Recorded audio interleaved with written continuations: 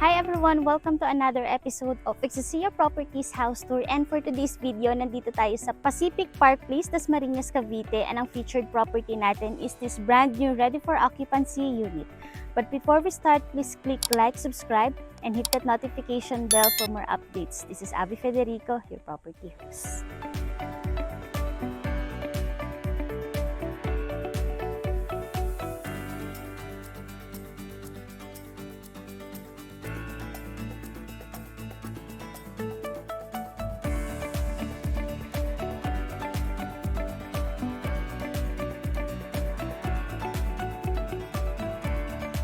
For this ready for occupancy unit, yung lot area nito is 150 square meters, and then for the floor area is 180 square meters. Itong gate na to, ito yung gate para sa ating mga vehicles. So naka-provision ito for one carport, and dito tayo. Ito naman yung ating pedestrian gate, and meron tayo dito mga post lamp, and meron tayo dong house number and your doorbell. And by the way, yung ating orientation sa property na to is facing west or afternoon sun. So pasok tayo sa loob. Yan, dito tayo dumaan sa ating pedestrian gate. So pagpasok natin, meron tayo dito mga pocket gardens. Meron tayo dito sa side na to. Ayan siya. And also dito sa kabilang area na to. And naka-ano tayo dito? Naka non-slip tiles or non-skid tiles. And ipa-appreciate ko sa inyo yung ating carport area. Yan. Kaya dito ang iyong SUV. And naka-ano tayo dito? Pebble type flooring. Dito naman sa area na to, pakita ko. May mga outlets tayo dito sa area na to. And mga box na tayo dito para sa iyong mga internet and also yung sa mga cables nyo. Dito tayo. Sa left wing ng property. So yan, kita nyo naman ang taas ng ating gate or ng ating fence. Yan siya. So, yung height natin dito, hindi pa rin nababago yan. Diyan pa rin siya. And dito, naka-non-slip tiles pa rin tayo. So, meron tayo ditong mga outlets, yung ating faucet, and may ano tayo dito, may hole para sa iyong washing machine. And tingnan nyo naman to. Itong ating door is naka-steel door na tayo dito sa ating back door. Yan siya. Dito tayo. Yan, para sa back portion na ating property, so may space ka uli dito para sa iyong garden. Yung lapad nito is nasa around 1 meter siya. Ito yung iyong service sink. Yan, may service sink ka dito, and yun yung iyong distrap nasa ilalim. Dito tayo.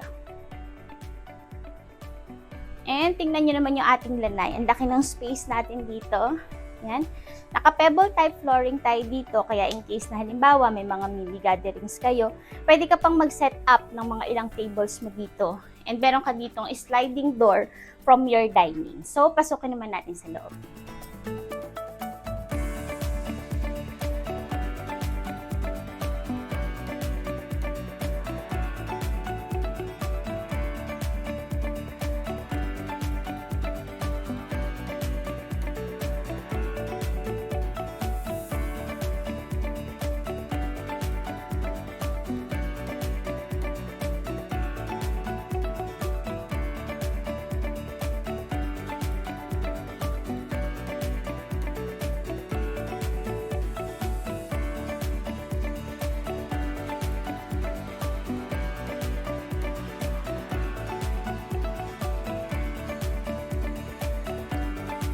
So bago tayo mag-proceed sa loob na ating unit, ipa-appreciate ko muna ulit sa inyo yung facade na ating property. So yung paint nito is mga more on dark gray siya at white. Yan, napaka-modern, ang ganda ng kulay ng ating facade.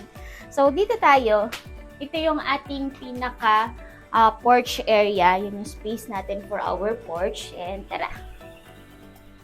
Tingnan niyo yung ating door. Yan. Yung door natin dito is naka-steel door na tayo dito. Same noong isang pintuan sa back door na pinakita ko kanina.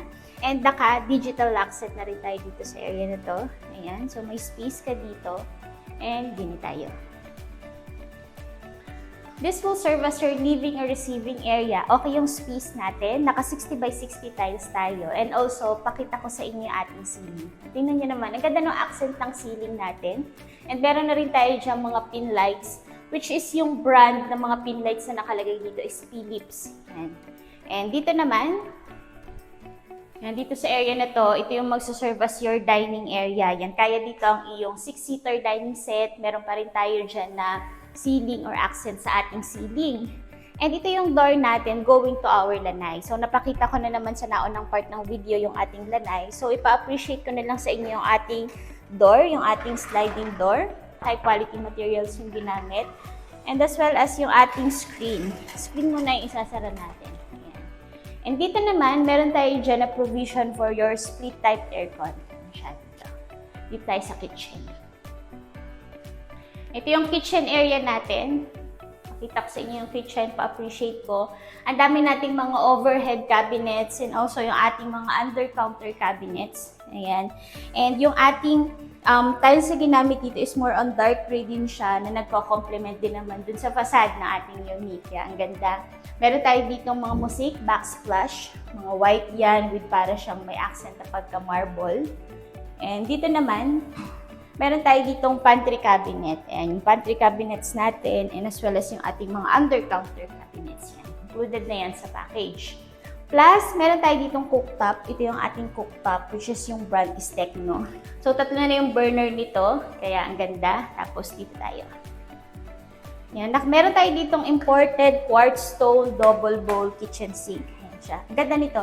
Lalo na kung makikita mo siya in person, kahit katok-katokin mo, parang ang tibay-tibay. Tapos meron siyang parang mga pagka-glitters. Tapos ang ganda ng kulay. Ayan. And ito. Ito yung door na sinasabi ko sa inyo kanina, yung service door natin or back door natin, which is naka-steel door pa rin siya.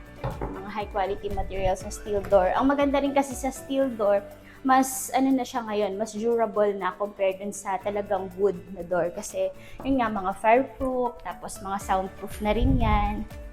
And i-close ko lang. Meron tayo dito na storage area. Tingnan yung storage natin. Ayan. So may space ka dito sa ilalim to ng hagdan. Ayan, kita nyo naman, kasya ako din sa storage area. So pwedeng dito yung iba mong mga gamit, yung sa papagayon, tapos meron pa rin dito. And also, isara ko lang. Ang isa pa sa maganda sa property na to is meron itong ground floor bedroom. Ito yung ating ground floor bedroom. And tingnan nyo naman. So, if ever na meron tayong mga kasambahay or kasama sa bahay na ayaw na umakyat sa second floor, okay na okay to. Okay naman yung size niya. And if ever naman na gusto mo siyang i-convert into your home office, okay na okay din yung ating space na ito. And naka-provision ito for your window type aircon. May mga outlets tayo dyan sa area na yan, pati doon sa kabilang yon. And also, hindi mawawala ito. Yung ating cabinet. Yung cabinet natin. Mga high quality yung mga ginagamit na materials sa mga cabinets na to. Dito tayo. Ito yung ating common toilet and bath dito sa ground floor niya. Kita nyo, floor to ceiling tiles yung ginamit. And yung mga fixtures nito, more on black siya. Ayan. So, more on black siya, nagko-complement talaga siya. Kung makikita nyo itong property na to, pamula dun sa pasad hanggang sa loob, pati sa mga fixtures, sa CR, sa tiles, talagang doon na siya umiikot sa mga dark gray, black, mga ganun. So, meron tayo ditong partition or glass partition from your dry area going to your wet area. You have your water closet and yung bidet mo, i-install siya once na ito turn over na yung unit. Ayan. And nakaabang ito for your single point water heater. Meron ka pa ditong bathroom niche or wall niche. And meron pa rin tayo dito na freestanding lavatory or freestanding sink. Yan. Yung freestanding sink natin ngayon is mas sexy na siya compared din sa mga previous. Kasi yung previous natin parang straight. Ito medyo pagayon na siya. So, recap muna tayo sa property na to bago tayo umakyat sa second floor. Itong ready for occupancy unit na to is located dito sa Pacific Park Place, Dasmariñas, Cavite. Yung lot area dito is 150 square meters and then for the floor is 180 square meters. Yung mga napuntahan na natin na part ng bahay, meron tayong 1 carport, meron tayong service area, yung lanay, living area, dining, kitchen area natin, may mga fixtures na siya, tapos may mga cabinets na rin.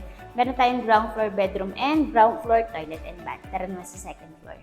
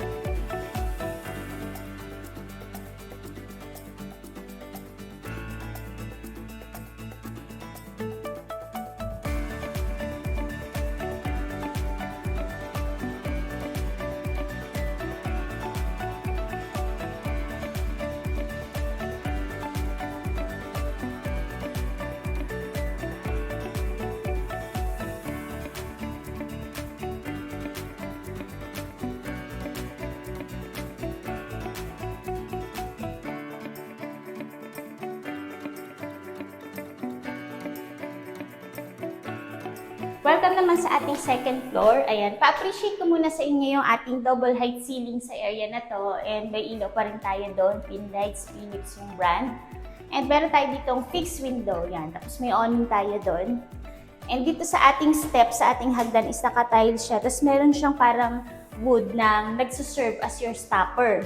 Pagkatapos, meron tayo ditong tempered glass. And yung railings natin dito is wood. Dito naman tayo.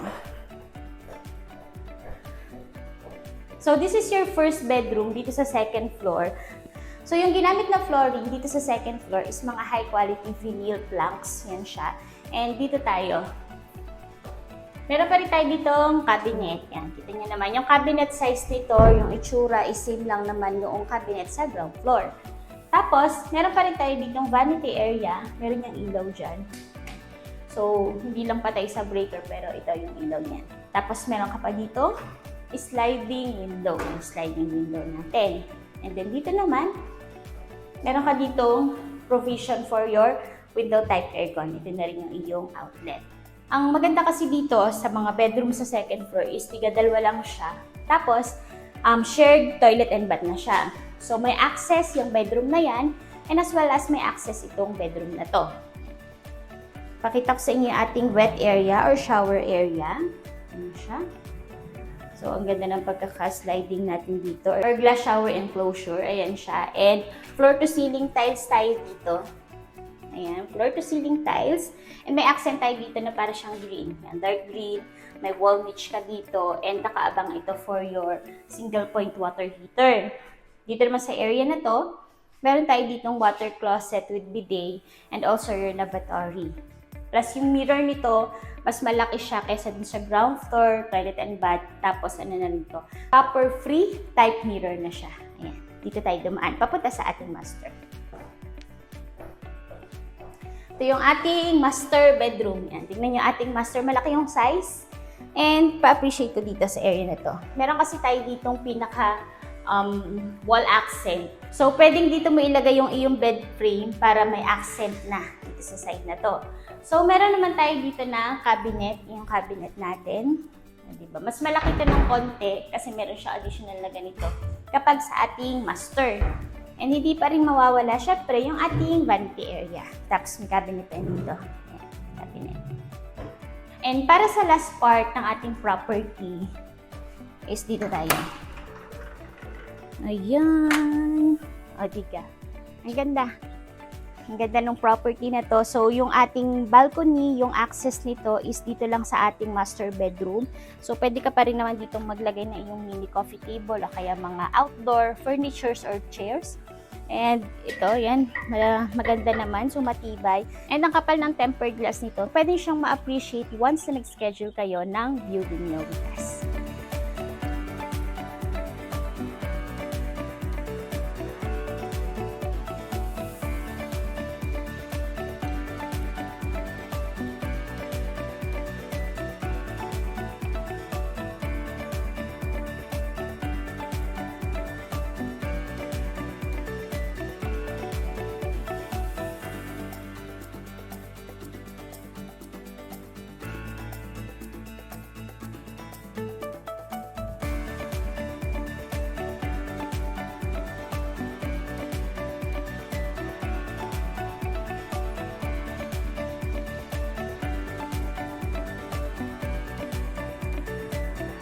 So that's it for our ready for occupancy, brand new ready for occupancy unit dito sa Pacific Park Place, Dasmariñas, Cavite. Ulitin ko lang ha, yung price nito as of June 2026 is 10 million.